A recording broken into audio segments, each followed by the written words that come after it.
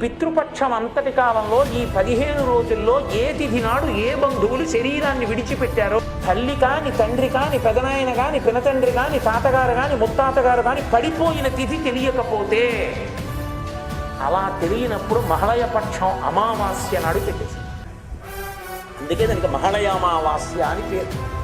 అసలు అమావాస్య నాడు మధ్యాహ్నం 12 గంటలకే పితృదేవతలు వచ్చి గుమ్మం ముందు నిలబడతారు నీళ్ల కోసం. మహళయ అమావాస్య నాడు ఎవరి పేరు మీకు తెలియకపోయినా, మా తాతగారు ఎప్పుడు పడిపోయారో నాకు తెలియకపోయినా, ముత్తాతగారు ఎప్పుడు పడిపోయారో నాకు తెలియకపోయినా, నేను ఒక్కసారి మా పెద్దలందరినీ స్మరించి అమావాస్య నాడు ద్రవ్యం ఇచ్చాననుకోండి, అమావాస్య నాడు ఉదకధార విడిచిపెట్టాను అనుకోండి, విడిచిపెడితే అది బంధువులందరికీ చెందుతుంది.